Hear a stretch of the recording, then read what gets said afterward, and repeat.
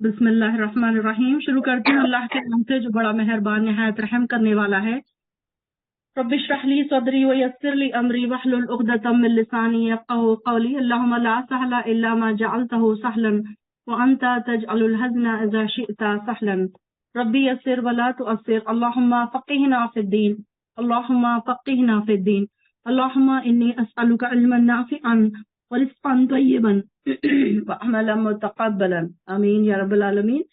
पारा नंबर है हमारा आज 26, सूरह अहक़ाफ। चलिए शुरू करिए फायजा।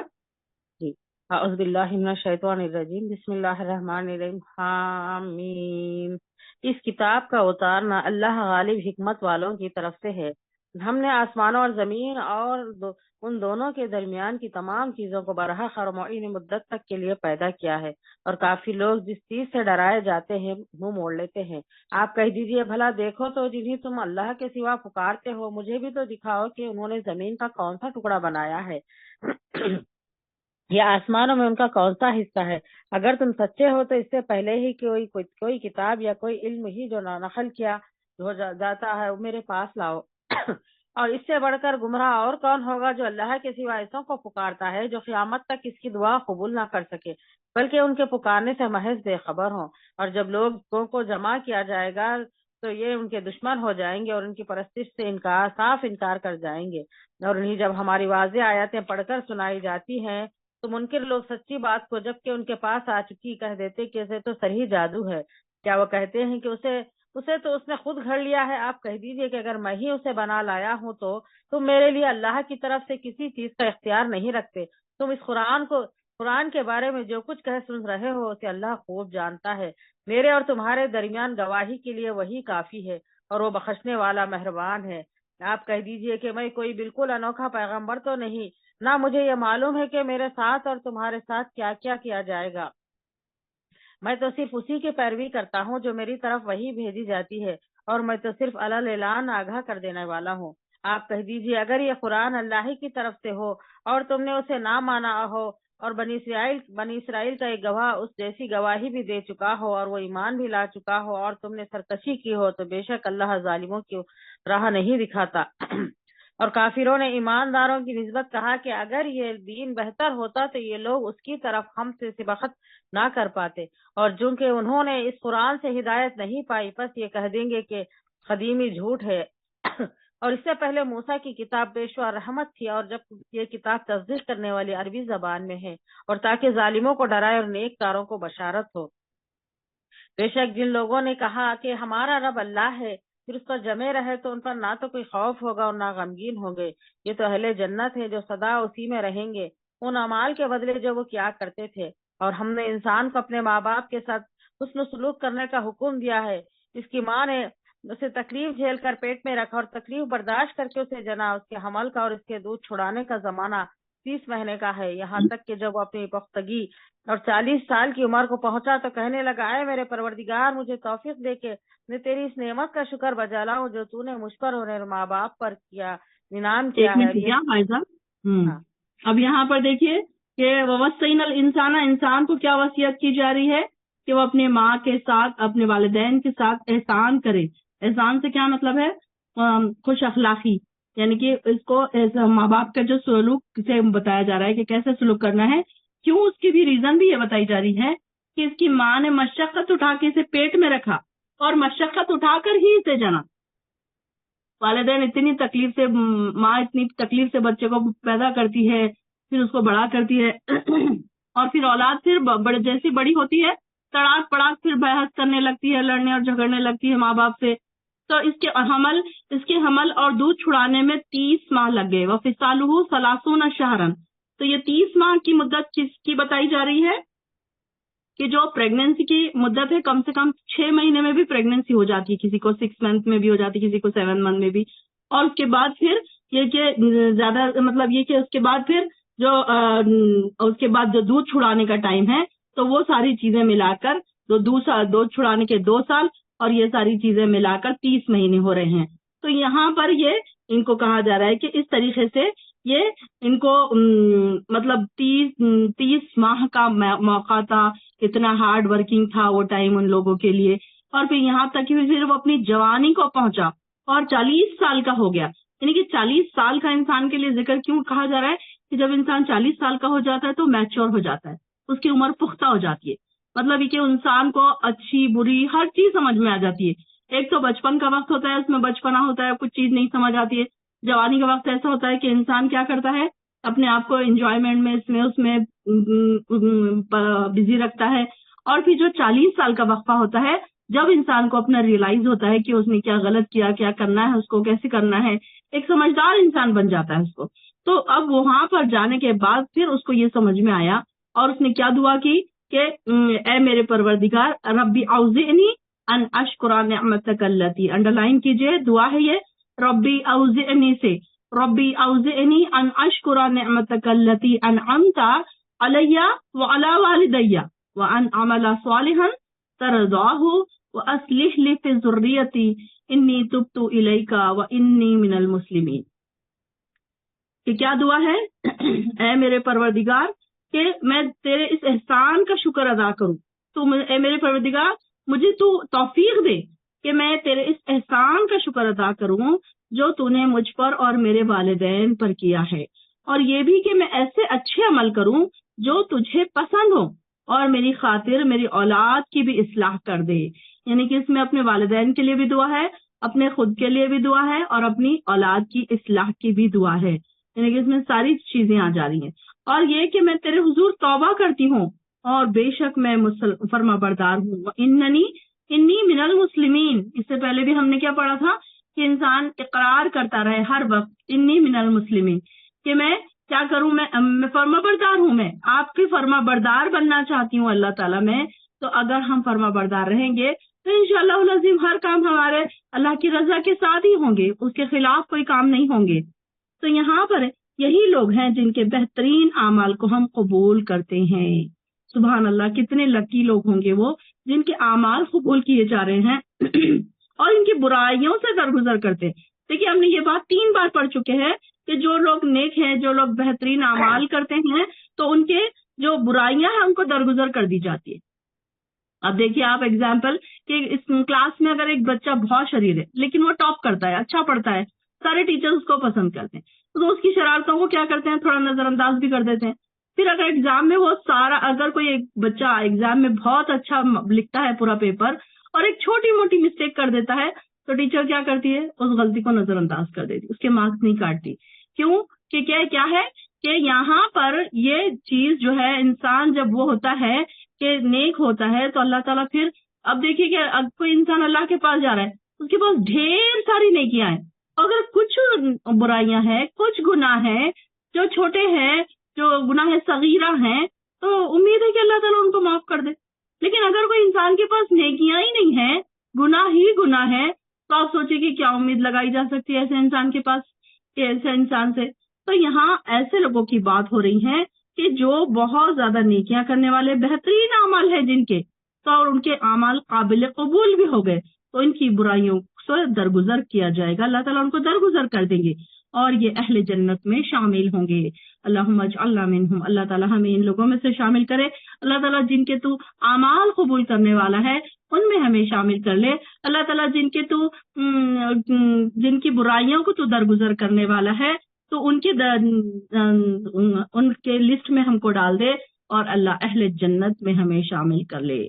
فی اصحاب الجنتی وعدہ صدقی, جن سے تو نے سچائی کا وعدہ کیا, اللہ کا وعدہ سچا ہے اور ان سے کیا جاتا ہے جن سے, اور جس شخص نے اپنے والدین سے کہا تف ہو تم پر, وقال لوالدیہ اف لکما, اف کہنا, یعنی کہ اف سے کیا مراد ہے, یعنی کہ غصے میں آ کے اف کہہ دیتے نا ہم کہ ارے کی کیا ہے, ارے ایسے بول دیتے نا ہم اکثر اپنے بڑوں کو کہ کیا, مطلب تھوڑا سا چھڑ کے غصے میں آ کے ایک چھوٹا سا, یہاں پر اف بولتا سب سے چھوٹا لفظ ہے. غصے میں آ کر انسان صرف اف بھی کہہ دے تو اس کو بھی برا سمجھا گیا ہے. لکما کا مطلب کیا ہے, دونوں کو, ماں اور باپ دونوں کو. جس نے اپنے والدین سے کہا تف ہو تم پر, تو تم مجھے اس بات سے ڈراتے ہو کہ میں زندہ کر کے زمین میں سے نکالا جاؤں گا, حالانکہ مجھ سے پہلے بہت سی نسلیں گزر چکی ہیں اور ان میں سے کوئی بھی جی کر نہیں اٹھا. وہ دونوں اللہ کی یاد دہائی کا دے کر इसे कहते हैं तेरा सत्यानाश, हमारी बात मान जा। क्योंकि अल्लाह का वादा सच्चा है, तो वो कहता है ये तो बस पहले लोगों की दास्तानें हैं। अब यहाँ पर देखिए कि क्या होता है, ये बात मतलब नेक लोग है, लेकिन उनकी औलाद कैसी है? औलाद नेक नहीं है। औलादें बात नहीं सुन रही हैं, माँ बाप की बात नहीं सुन रही हैं औलादें। ये क्या है कि यहाँ पर उनकी बात कही जा रही है कि ये उनके माँ बाप को क्या कह रहे हैं, हाँ बस करो हमको सब मालूम है। ऐसे होता है ना अक्सर कि माँ बाप जो कहते हैं कि ये उनको नेकी की तरफ बुला रहे होते हैं, माँ बाप बहुत नेक होते हैं, चाहते हैं कि उनकी औलाद भी नेकी की तरफ आ जाए, लेकिन औलादें क्या कहती हैं, हाँ रहने दो, हमको सब पता है, आप अपना देखो। तो यहाँ पर उन लोगों की बात कही जा रही है कि वो कैसे हैं, क्योंकि क्या कहते हैं, हाँ हमको पता है ये सब पहले के लोगों की दास्तानें हैं, 1000 लोग मरते, 1000 साल से लोग मरते जीते हैं, सब होता है, हमें इस बात की कोई परवाह नहीं। तो ये ऐसे लोगों की बात हो रही है कि जिनके वालिदैन तो नेक है, लेकिन औलादें उनकी बात नहीं सुन रही हैं। और उफ करने से मुराद उनको झिड़काना है, उनको गुस्से में आके उनको कुछ कह देना है, ये सारी चीजें फिर उसमें आ जाएंगी। एक मतलब चेहरे के तासुरात भी बदल जाए ना अगर, तो उसका भी गुनाह होगा माँ बाप के लिए, अगर इंसान कोई ऐसा कर दे तो ऐसे लोगों की बात बताई जा रही है। तो वो क्या कहते हैं, उनकी औलादें ये कहती हैं कि यही लोग हैं जिन पर जिनों और इंसानों की इनसे पहले की जमातों समेत अल्लाह का अजाब कौल सादिक आता है, यानी कि इनके ऊपर अजाब साबित हो गया। बेशक यही लोग खसारा उठाने वाले हैं। इन्नहुम कानू खासिरीन, अल्लाह ताला हमें खासिरीन में से ना बनाए। दुआ करा करे कि अल्लाह ताला हमें खासिरीन में से ना बनाए, मिनल मुस्लिमीन में से, अल्लाह हमें मुस्लिमीन में से बनाए, अल्लाह हमें साबिरीन में से बनाए, शाकिरीन में से बनाए, अल्लाह ताला हमें खासिरीन में से ना बनाए। अल्लाह ताला हमारी औलादों को भी नेक सालेह बनाए। अल्लाह ताला हमको भी सही तरबियत करना सिखाए। एक तो असल में होता ये है ना कि माँ को सही तरबियत करनी आनी चाहिए। एक माँ सबसे पहले अपने बच्चों के लिए एक एग्जाम्पल होती है, एक मिसाली माँ बनना चाहिए हमको। अगर हम एक मिसाली माँ हैं तभी जाकर हमारे बच्चों के अंदर हम क्वालिटीज ढूंढ सकते हैं, वरना अगर हम खुद ही नहीं पढ़ रहे हैं, खुद ही दीन की तरफ नहीं आ रहे हैं, बच्चों को डांट डांट के भेज रहे हैं दीन की तरफ, तो ये तो कोई बात हजम करने वाली नहीं है। तो इंसान को सबसे पहले ये है कि हम पहले कोशिश करें। हो सकता है कि बच्चों को इस तरफ लाने के लिए हमें काफी टाइम लग जाए, क्योंकि बच्चे अभी उस एज में नहीं पहुंचे हैं, लेकिन हम अब पुख्ता उम्र को पहुंच चुके हैं कि अब हो सकता है कि कोई 40 है, कोई 30 है, कोई 50 है, कोई 60 है यहाँ पर। तो यहाँ पर हम पुख्ता उम्र को पहुंचे, मैच्योर्ड हो चुके हैं। अब हमको समझ आ गया है कि हम अपनी मौत की तरफ बढ़ रहे हैं, अल्लाह के पास हमें जवाब देना है, ये सारी चीजें हमें रियलाइज हो गई हैं। लेकिन बच्चों की उम्रें कैसी है, अभी उनकी उम्रें पुख्ता नहीं है। अभी हम उनसे ये एक्सपेक्ट नहीं कर सकते कि जैसे हमारी थिंकिंग है वैसे ही उनकी भी थिंकिंग हो, ये पॉसिबल नहीं है। हाँ, उसमें कुछ बच्चे गॉड गिफ्टेड होते हैं जिनको पहले से ही ये बात का ख्याल होता है कि नहीं ये चीज गलत है, ये चीज सही है, वो दीन पर खुद कार फरमा होते हैं और अपने वालिदैन को अक्सर कहीं तो मुझे ऐसे भी देखा गया है कि अक्सर बच्चे दीन पर कायम होते हैं और अपने माँ बाप को इस तरफ खींच रहे होते हैं। ये मैंने एक बच्ची से जो मिलाया था आपको, कि जो मुझे एयरपोर्ट पे मिली थी, मैंने बताया उसको कि वो खुद दीन की तरफ शौक से आ रही है, और जबकि उसके वालिदैन उसको कहते हैं कि क्यों इतना पर्दा करना है, क्यों इतने दीन की तरफ जाना है, बल्कि वो चाह रही है कि अपने माँ बाप को भी दीन की तरफ लेकर आए। तो बड़ी खुशकिस्मती की बात है कि हमारे माँ बाप अगर दीनदार हैं, हमारी औलादें अगर दीनदार हैं, तो ये हमारे लिए बहुत खुशकिस्मती की बात है कि वो फॉलो कर रहे हैं, बिना किसी मेहनत के अगर वो फॉलो कर रहे हैं, तो आपको हमेशा एक सजदे शुक्र अदा करना चाहिए कि हमारी औलादें बगैर किसी मेहनत के फॉलो कर रही हैं। और अगर नहीं फॉलो कर रहे हैं तो हमारा क्या काम है, हमारा ये काम है कि हम किसी ना किसी तरीके से मेहनत करें और फिर उनको इस तरीके से हम इस चीज पर लेकर आ जाए कि हम वो दीन की तरफ आ जाए। ये मेहनत हमारी हर वक्त होनी चाहिए, हर वक्त हमारी ये कोशिश होनी चाहिए, सुबह और शाम। ये नहीं सोचना चाहिए कि अब बच्चा जवान हो गया तो मैं उसे नमाज को कैसे उठाऊं, मैं उसे डांटूं कैसे, नमाज के लिए बोलूं कैसे, बल्कि बोलते रहना चाहिए। और उनको 2 बार अगर आप कह रहे हो तो 4 बार अल्लाह ताला के सामने रो रो के दुआएं करें। जैसे कि मैंने आपको इससे पहले भी बताया कि आप जितना ज्यादा हो सके अल्लाह ताला से कहा करें कि अल्लाह मेरी औलाद को मेरा फरमाबरदार बना, सबसे पहले तेरा फरमाबरदार बना। क्योंकि अगर औलाद अल्लाह की फरमाबरदार हो जाएगी ना, तो माँ बाप की फरमाबरदार ऑटोमेटिक हो जाएगी। तो बहुत सारी चीजें ऐसी होती हैं जो हम अपने बच्चों में देखना चाहते हैं लेकिन नहीं होती हैं। یہ بہت مشکل کام ہے آج کی جنریشن میں، اسپیشلی جو فتنوں کا اس دور ہے، یہ جو سوشل میڈیا کا دور ہے، یہ موبائل کا اور یہ فیس بک کا اور انسٹاگرام کا، تو اس میں بہت مشکل ہے کہ اپنے بچوں کو ہم کھینچ کے رکھ سکیں۔ اس کے لیے صرف ہم دعائیں کر سکتے ہیں، رو سکتے ہیں، گڑ گڑا سکتے ہیں، تہجد کی نمازیں پڑھ کے ہم دعائیں کر سکتے ہیں کہ اللہ تو ہمیں صحیح تربیت کرنا سکھا، کیونکہ اللہ تعالیٰ ہم جواب دہ ہوں گے نا بچوں کے۔ اللہ تعالیٰ نے ہمیں بچوں کی نعمت عطا کی ہے تو جواب بھی ہم ہی کو دینا پڑے گا کہ ہم نے ان کو کس راستے پر ڈال کے آئے ہیں۔ تو یہ بہت ہی امپورٹنٹ چیز ہے۔ اور ان دونوں قسم کے لوگوں میں سے آیت نمبر 19، ہر ایک کے ان کے اعمال کے لحاظ سے درجے ہوں گے، تاکہ اللہ تعالیٰ ان کے اعمال کا پورا بدلہ دے اور ان پر ظلم نہیں کیا جائے گا۔ یعنی کہ کافروں کو اور ان کے اچھے اعمال کا بدلہ دنیا میں ہی مل جائے گا، اور اسی طریقے سے جو نیک لوگ ہیں، مومن لوگ ہیں، تو ان کو اس کا بدلہ دنیا میں بھی ملے گا، آخرت میں بھی ملے گا۔ دونوں قسم کے لوگ ہیں یہاں پر، کہ جو کافر ہیں تو بڑے بڑے کام کرتے ہیں، جیسے کہ میں نے بتایا، کل بھی پرسوں بھی ہم نے بات کی تھی کہ وہ کوئی ہاسپٹل بناتے ہیں، کوئی شادیاں کرتے ہیں، کوئی غریبوں کے گھر میں راشن ڈالتے ہیں۔ تو یہ لوگ جو ہے ان کے جو نیک اعمال کا بدلہ ہے ان کو دنیا میں ہی دے دیا جائے گا، اور جو نیک لوگ ہیں پھر ان کے جیسے کہ ہم ان کے بارے میں پڑھ رہے ہیں کہ نیک لوگوں کا بدلہ ان کو جنت میں بھی ملے گا، دنیا میں بھی ملے گا، اور ان کے گناہوں کو بھی اللہ تعالیٰ ان سے دور کر دے گا، اور ان کی برائیاں بھی ان سے دور کر دی جائیں گی۔ یہ ان کے لیے اتنے زیادہ اجر ہیں۔ تو اس کے لیے ہم یہ بھی دعا کر سکتے ہیں، اللہم اجرنی فی مصیبتی واخلف لی خیرا منہا، کہ اللہ مجھے جو بھی، اگر کوئی انسان تکلیف میں ہے، کوئی پریشانیوں میں گھرا ہوا انسان، تو وہ یہ دعا ضرور کرے کہ اللہ مجھے اس تکلیف کا بدلہ دونوں جہاں میں عطا فرما۔ اللہم اجرنی فی مصیبتی واخلف لی خیرا منہا، کہ اللہ مجھے اس تکلیف کا بدلہ دے اور دونوں جہاں میں مجھے اس کا اجر عطا فرما۔ تو انشاءاللہ امید ہے کہ انشاءاللہ ہماری تکلیفوں کا اللہ تعالیٰ اجر ضرور دے گا۔ اور کوئی ایسا انسان نہیں ہے دنیا میں جس کو کوئی تکلیف نہ ہو، کوئی پریشانی نہ ہو، کوئی آزمائش میں نہ گرا ہوا ہو۔ بس میں نے جیسے بتایا کہ ہر انسان کی آزمائش کسی کی کم ہوتی ہے، کسی کی زیادہ ہوتی ہے، اور ان سے مزے اڑا چکے۔ اب یہاں پر دیکھیے کہ تم دنیا کی زندگی میں پاکیزہ چیزوں سے اپنا حصہ لے چکے۔ انہیں کہا جائے گا، کافروں کو کہا جائے گا، جب ان کو دوزخ پر پیش کیے جائیں گے یہ کافر، تو ان سے کہا جائے گا تم دنیا کی زندگی میں پاکیزہ چیزوں سے اپنا حصہ لے چکے اور ان سے مزے اڑا چکے، آج تمہیں ذلت کا عذاب دیا جائے گا۔ یہ ان باتوں کا بدلہ ہے کہ تم زمین میں ناحق اکڑ رہے تھے۔ اب یہاں سے ہمیں یہ بات اور پتہ چل رہی ہے کہ اکڑنا نہیں ہے انسان کو، چاہے آپ کے پاس کتنی بھی بڑی چیز ہو، چاہے آپ کتنی بھی بڑی چیز ہو، لیکن اکڑنا نہیں ہے، پراؤڈ نہیں کرنا ہے، تکبر نہیں کرنا ہے۔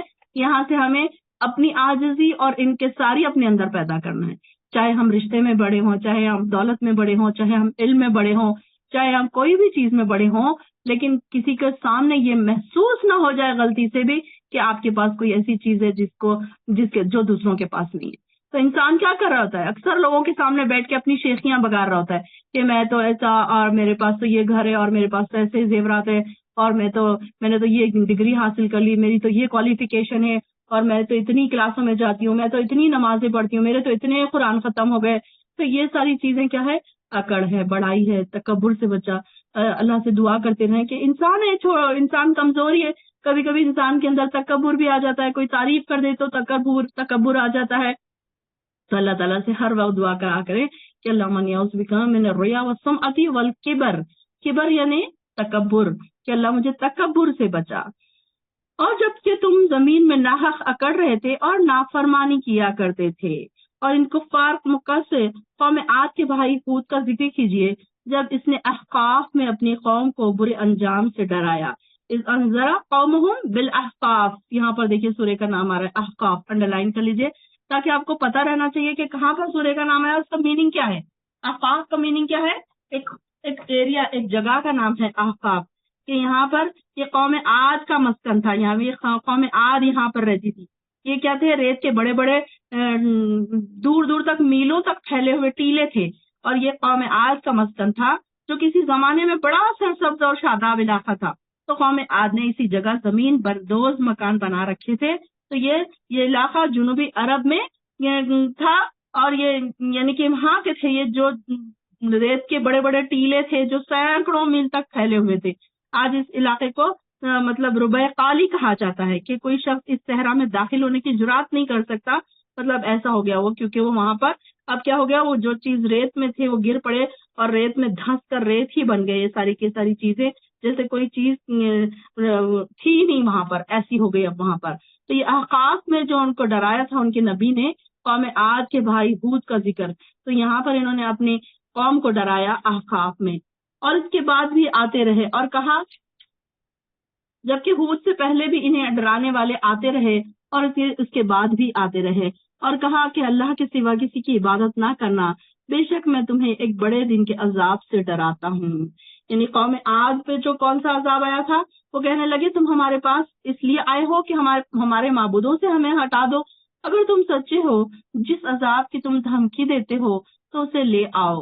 ہود نے کہا اس کا علم تو اللہ ہی کے پاس ہے, میں تو تمہیں وہ پیغام پہنچا رہا ہوں جو مجھے دے کر بھیجا گیا ہے, مگر میں دیکھ رہا ہوں کہ تم نادان لوگ ہو. پھر جب انہوں نے اس عذاب کو بادل کی صورت میں اپنے میدانوں کی طرف بڑھتے دیکھا تو کہنے لگے یہ بادل ہے جو ہم پہ برسے گا, بلکہ یہ وہ چیز تھی جس کے لیے وہ تم جلدی مچا رہے تھے, یعنی ایسی آندھی جس میں دردناک عذاب تھا. اب یہاں پر ہم نے دیکھا قوم عاد پر عذاب جو آیا تھا بادل کی شکل میں نمودار ہوا تھا. یہ سب سے پہلے کیا ہوا تھا, بادل کی طرح آیا تھا. یہ لوگ بڑی مدت سے بارش کو ترس رہے تھے اور ان کے پاس قحط سالی کا بھی بہت دنوں سے قحط سالی تھی. تو ایک کالی گھٹا اٹھی تھی اور ایک علاقے کی طرف آگے بڑھتی دیکھی انہوں نے, تو یہ خوشی سے جھوم گئے اور کہنے لگے کہ بڑی خوشی کی بات ہے, چلو اب تو بارش ہوگی, صحرا بھی ہوگی. خوشحالی کے توقعات باندھنے لگے. انہیں کیا معلوم تھا کہ یہ جو گھٹا ہے یہ باران رحمت کی گھٹا نہیں تھی, بلکہ یہ ان کو نیز کو نابود کرنے والا عذاب تھا. اور یہ کالی گھٹا اور آندھی کی صورت میں ان کے سروں پر پہنچنے والا تھا. یہ آندھی انتہائی تیز رفتار اور سخت ٹھنڈی تھی, جو ہم نے اس سے پہلے بھی آپ نے پوائنٹ آؤٹ کیا تھا کہ یہ 8 دن اور 7 راتیں مسلسل ان پر چلتی رہی. پڑھا تھا نا ہم نے اس سے پہلے کہ وہ بہت تیز ٹھنڈ جو تھی ان کی اس ہوا میں, تو اس کی وجہ سے پھر وہ سارے کے سارے کیا ہو گئے, وہ سارے کے سارے تہس نہس ہو گئے, تباہ و برباد ہو گئے. اور یہاں پر ان کے لیے کہا جا رہا ہے کہ ان کے اوپر یہ جب بادل دیکھتے تو خوش ہوتے تھے, اب بارش ہوگی, لیکن جب بادل آپ کے یعنی کہ دیکھے انہوں نے کہ یہ کیسے بادل ہے, یہ تو عذاب کے بادل تھے, اور اپنے پروردگار کے حکم سے ہر چیز کو تہس نہس کر رہی تھی. یہ جو عذاب آیا, آخر ان کا یہ حال ہوا کہ ان کے گھروں کے سوا کوئی چیز نظر نہ آئی. ہم مجرموں کو ایسی ہی سزا دیا کرتے ہیں. آیت نمبر 26 پڑھیے فائزہ. جی جی. اور یقیناً ہم نے تمہارے آس پاس کی بستیاں تباہ کر دی اور طرح طرح کی ہم نے اپنی نشانیاں بیان کر دی تاکہ وہ رجوع کر لیں. بس قرب الہی حاصل کرنے کے لیے انہوں نے اللہ کے سوا جن کو اپنا معبود بنا رکھا تھا انہوں نے ان کی مدد کیوں نہ کی, بلکہ وہ تو ان سے کھو گئے, بلکہ دراصل یہ ان کا محض جھوٹ اور بالکل بہتان تھا. اور یاد کرو جبکہ ہم نے جنوں کی ایک جماعت کو تیری طرف پھیرا کہ وہ قرآن سن لے, بس جب نبی کے پاس پہنچ گئے تو ایک دوسرے سے کہنے لگے خاموش ہو جاؤ. پھر جب ختم ہو گیا تو اپنی قوم کو خبردار کرنے لگے کہ خبردار کرنے کے لیے واپس لوٹ گئے. کہنے لگے اے ہماری قوم, ہم نے یقیناً وہ کتاب سنی ہے جو موسیٰ کے بعد نازل کی گئی ہے, جو اپنے سے پہلی کتابوں کی تصدیق کرنے والی ہے, جو سچے دین کی اور راہ راست کی طرف رہبری کرتی ہے. اے ہماری قوم, اللہ کے بلانے والے کا کہنا مانو, اس پر ایمان لاؤ تو اللہ تمہارے گناہ بخش دے گا اور تمہیں المناک عذاب سے پناہ دے گا. اور جو شخص اللہ کے بلانے والے کا کہا نہ مانے گا, پس وہ زمین میں کہیں بھاگ کر اللہ کو عاجز نہیں کر سکتا, اور نہ اللہ کے سوا کوئی اس کا مددگار ہوں گے. یہ لوگ کھلی گمراہی میں ہیں. کیا وہ نہیں دیکھتے کہ جس اللہ نے آسمانوں اور زمینوں کو پیدا کیا اور ان کے پیدا کرنے سے اتنا تھکا, وہ یقیناً مردوں کو زندہ کرنے پر قادر ہے. کیوں نہ ہو, وہ یقیناً ہر چیز پر قادر ہے. وہ لوگ جنہوں نے کفر کیا جس دن جہنم کے سامنے لائے جائیں گے اور ان سے کہا جائے گا کیا یہ حق نہیں ہے, تو جواب دیں گے ہاں قسم ہے ہمارے رب کی, حق ہے. اللہ فرمائے گا اب اپنے کفر کے بدلے عذاب کا مزہ چکھو. پس اے پیغمبر تم ایسا صبر کرو جیسا صبر عالی ہمت رسولوں نے کیا, اور ان کے لیے عذاب طلب کرنے میں جلدی نہ کرو. یہ جس دن ان عذاب کو دیکھ لیں گے جس کا وعدہ دیے جاتے ہیں, تو یہ معلوم ہونے لگے گا کہ دن کی ایک گھڑی ہی دنیا میں ٹھہرے تھے, اور یہ پیغام پہنچا دینا بس بدکاروں کے سوا کوئی ہلاک نہ ہو کیا جائے گا. سورہ محمد شروع ہو رہا ہے. بسم اللہ الرحمن الرحیم. جن لوگوں نے کفر کیا اور اللہ کی راہ سے روکا، اللہ نے ان کے اعمال برباد کر دیے. اور جو لوگ ایمان لائے اور اچھے کام کیا اور اس پر بھی ایک ایمان منٹ لائے.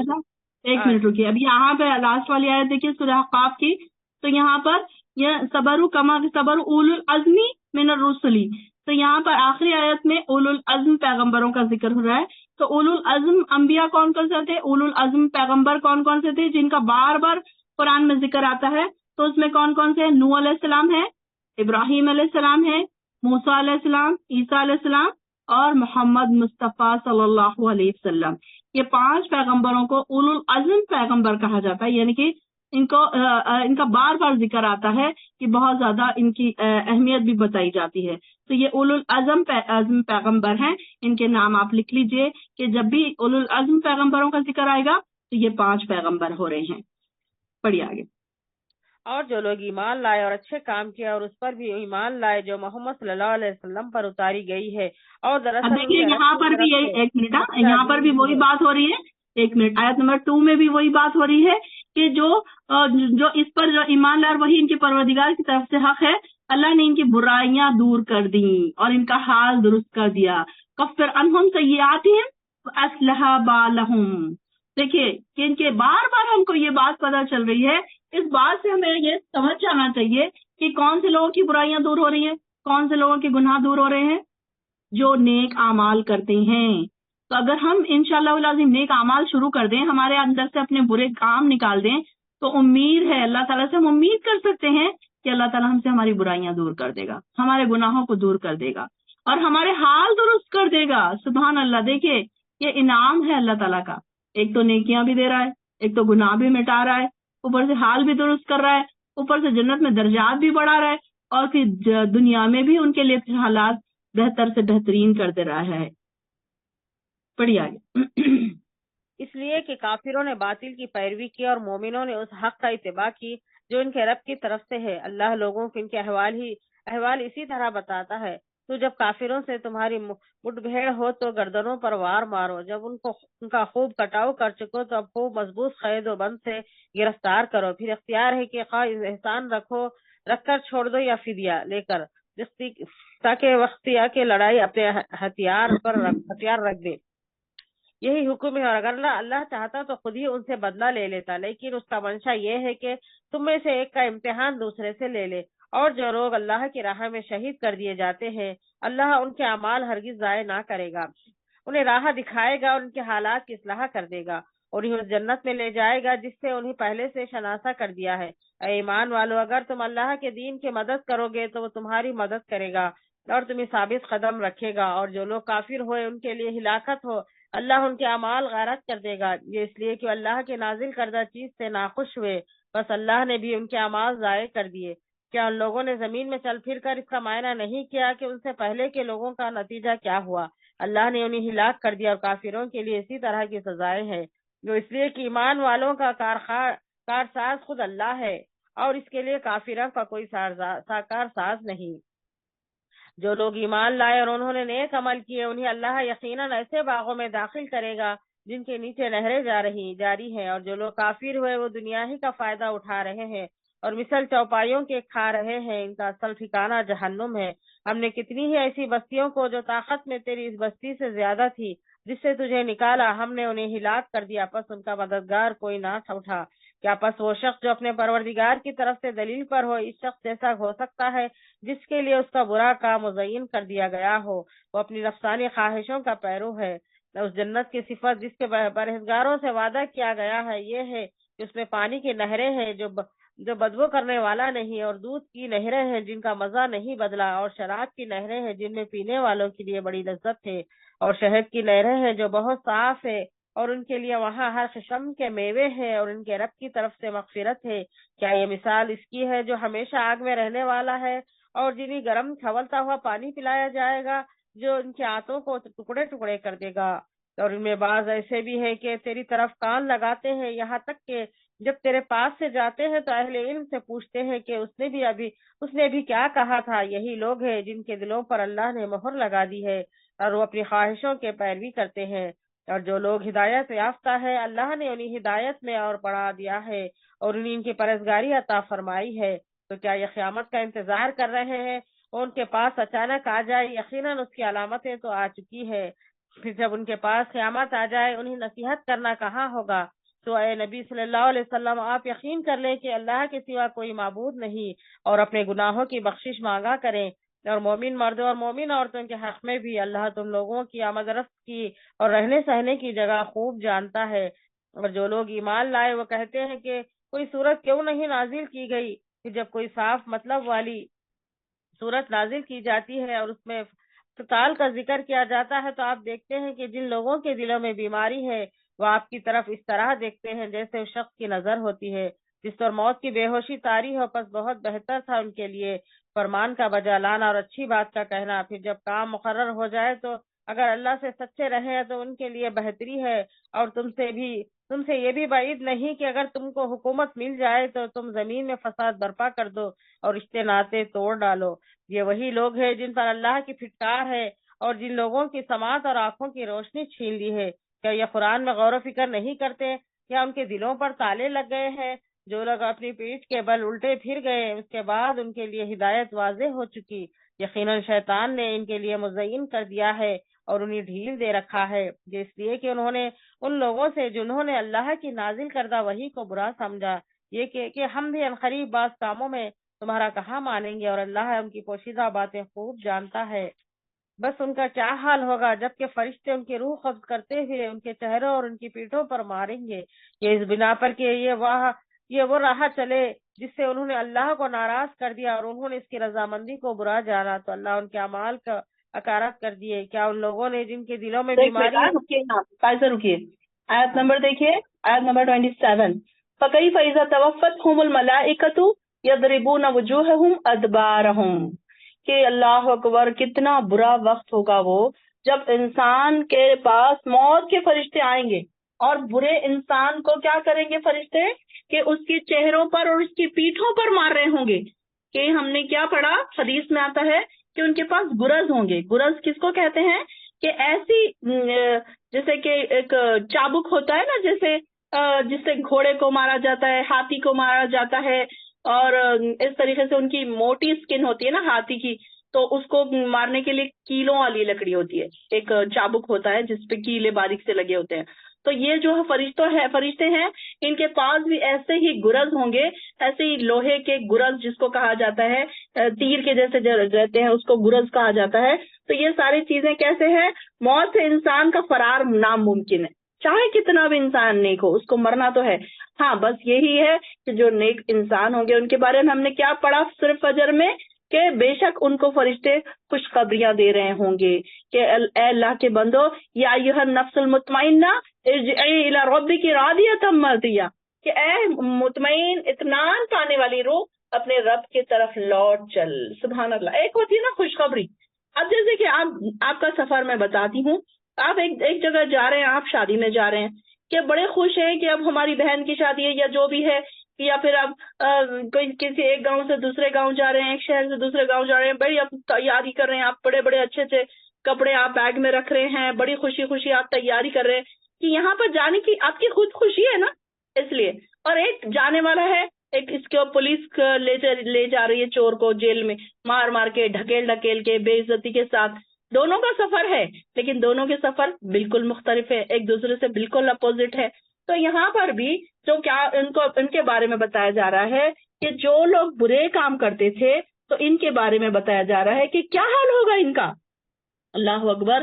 فَكَيْفَ إِذَا تَوَفَّتْهُمْ، اللہ تعالیٰ سوال پوچھ رہے کہ جو انسان دنیا میں اتنا اپنے آپ کو بزی رکھتا تھا، گناہوں میں چور رہتا تھا، ہماری عبادتوں سے غافل رہتا تھا، ہمارے احکامات پر عمل نہیں کرتا تھا، گناہ کو کوئی گناہ نہیں سمجھتا تھا، بری بات کو کوئی بری بات نہیں سمجھتا تھا، تو ایسے لوگوں کے پاس جب فرشتے آئیں گے، جب ان کی روحیں قبض کریں گے تو ان کے چہروں اور پیٹھوں پر مار رہے ہوں گے۔ یضربون وجوہہم وادبارہم۔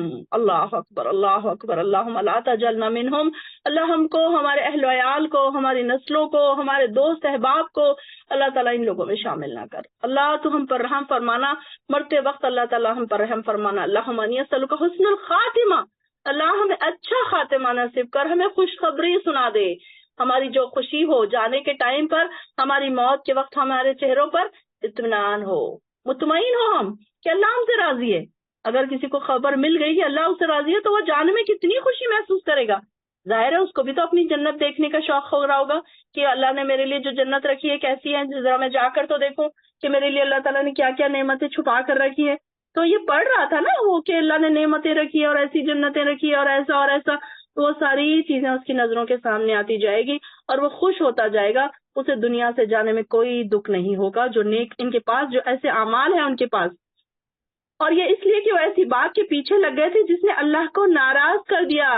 اسقط اللہ، یعنی کہ اللہ تعالیٰ کو جس سے ناراض کر دیا اور اس کی رضا کی راہ اختیار نہ کی، پسند نہ کیا، تو اللہ نے ان سب کے اعمال ضائع کر دیے۔ فأحبط اعمالهم، کہ ان کے اعمال ہی ضائع ہو گئے، مطلب ان کے پاس تھوڑے اچھے اعمال بھی تھے لیکن انہوں نے اپنے سارے اچھے اعمال کس وجہ سے ضائع کر دیے؟ اللہ کی ناراضگی والے کام کر کے۔ اللہ کی رضا کو انہوں نے اختیار کرنا پسند نہیں کیا، بلکہ وہ ایسی باتوں کے پیچھے لگ گئے جس میں اللہ کی ناراضگی تھی۔ اللہ اکبر، اللہ اکبر۔ ایسے لوگوں کا کیا حال ہوگا؟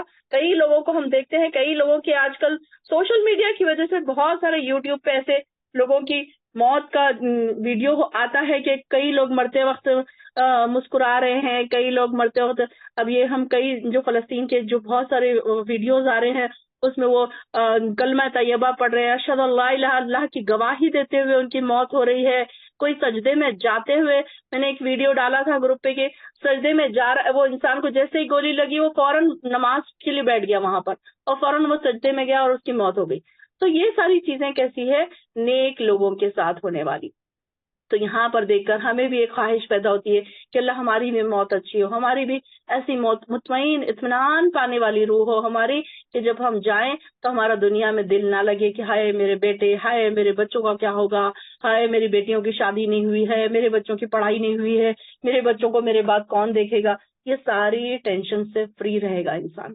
جو نیک انسان ہے وہ ساری ٹینشن سے دور رہے گا کیونکہ اسے پتا ہے مجھ سے زیادہ اللہ دیکھنے والا ہے، میں کون ہوتی ہوں دیکھنے والی۔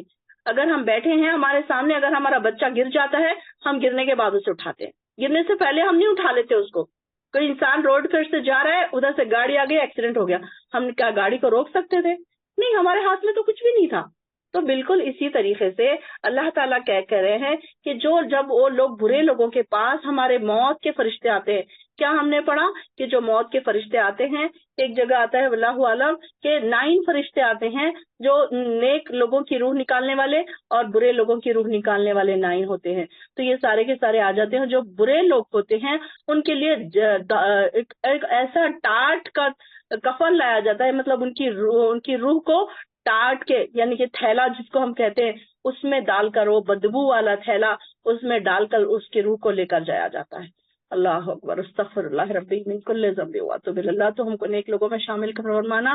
اور اس کو مار مار کر اس کی روح نکالی جاتی ہے اور اس کی روح ڈرتی ہے، چھپتی ہے، ایک جگہ اس کی روح چھپتی ہے باڈی کے اندر، وہ نہیں نکلنا چاہتی کیونکہ اسے پتا ہے کہ اب میرا انجام کا وقت آ گیا۔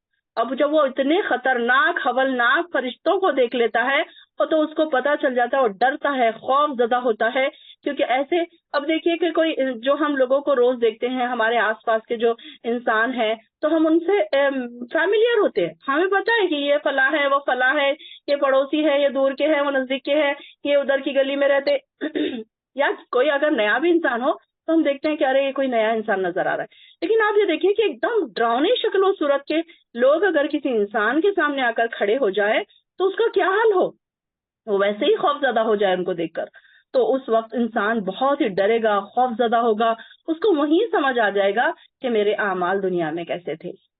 اللہ اکبر، اللہ تو ہم کو رحم فرمانا، اللہ تو ہم پر رحم فرمانا، اللہ تو ہمارے خاتمہ بالخیر کرنا، اللہ ہمارے منہ سے کلمہ طیبہ جاری کرنا، اللہ ایمان پر ہمارا خاتمہ کرنا۔ ہر وقت دعائیں کیا کرے میری بہنوں، اللہ ایمان پر خاتمہ ہو، اللہ ایمان پر خاتمہ ہو۔ کیا ہوتا ہے کبھی کبھی انسان بڑھاپے میں جا کر اتنا بہک جاتا ہے کہ ایمان سے ہٹ جاتا ہے، تو اللہ سے ہر وقت دعا کرا کرے کہ اللہ مجھے ایمان پر میرا خاتمہ ہو۔ تو یہاں ان لوگوں کے بارے میں کہا جا رہا ہے کہ انہوں نے کیا کیے، ایک تو نیک اعمال نہیں کیے اور جتنے تھوڑے بہت کیے تھے اس کو سارے ضائع کر دیے۔ اب دیکھیے کہ ایک ایگزامپل دیکھیے آپ کہ اگر آپ نے کچھ پیسے جمع کیے ہیں تو آپ اس کو کیا کرتے ہیں؟ ایسے ہی کھلا چھوڑ دیتے کہ آئے کوئی بھی لے کر جائے. گھر میں آپ کے ایسے ہی کئی پیسے پڑے ہوئے نظر آئیں گے آپ کو؟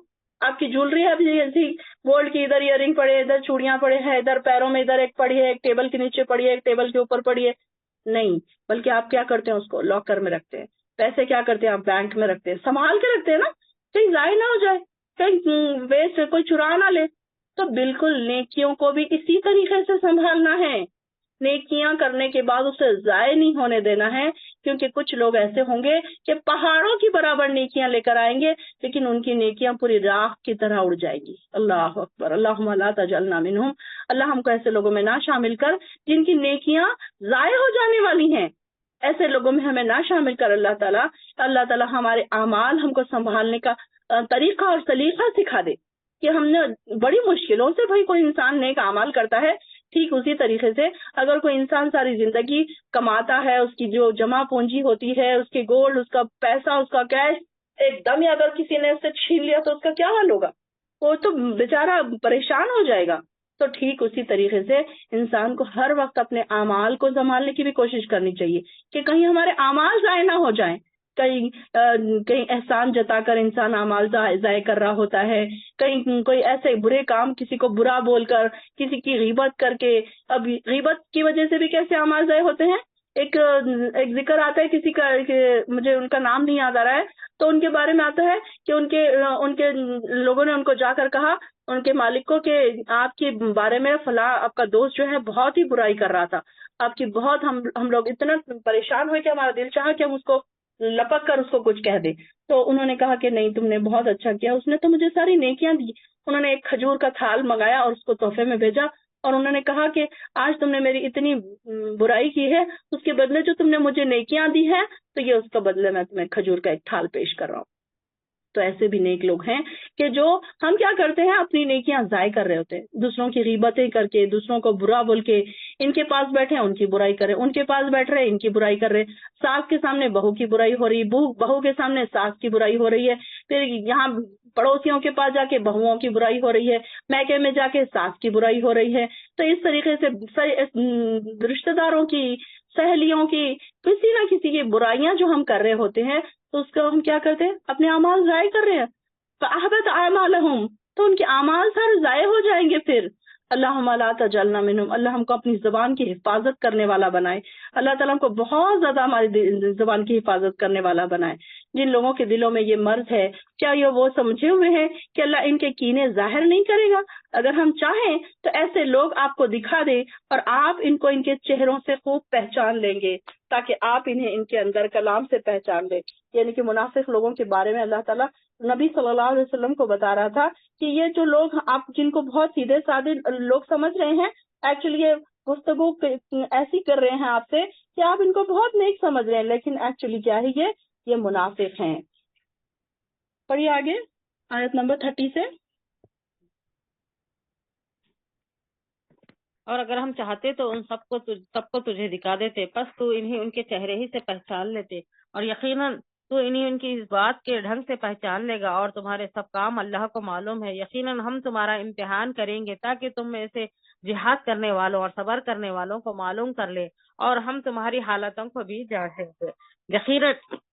یقیناً جن لوگوں نے کفر کیا اور اللہ کی راہ سے لوگوں کو روکا اور رسول کی مخالفت کی، اس کے بعد کہ ان کے لیے ہدایت ظاہر ہو چکی ہے، ہرگز اللہ کا کچھ نقصان نہ کریں گے. ان قریب ان کے اعمال غارت کر دیے جائیں گے. اے ایمان والو، اللہ کی اطاعت کرو اور رسول کا کہا مانو، اور اپنے اعمال کو برباد نہ کرو.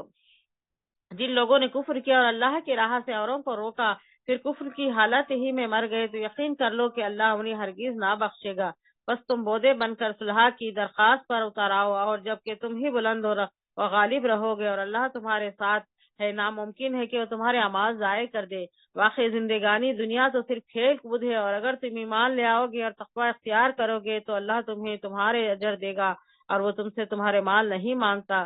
اگر وہ تم سے تمہارا مال مانگے اور زور دے کر مانگے تو تم اس وقت بخیلی کرنے لگو گے، اور وہ بخیلی تمہارے کینے ظاہر کر دے گی. خبردار، تم وہ لوگ ہو کہ اللہ کی راہ میں خرچ کرنے کے لیے بلائے جاتے ہو تو تم میں سے بعض بخیلی کرنے لگتے ہیں، اور جو بخل کرتا ہے وہ تو دراصل اپنی زبان سے بخیلی کرتا ہے، اللہ غنی ہے اور تم فقیر اور محتاج ہو، اور اگر تم روگرداں ہو جاؤ تو وہ تمہارے بدلے تمہارے سوا اور لوگوں کو لائے گا جو پھر تم جیسے نہ ہوں گے۔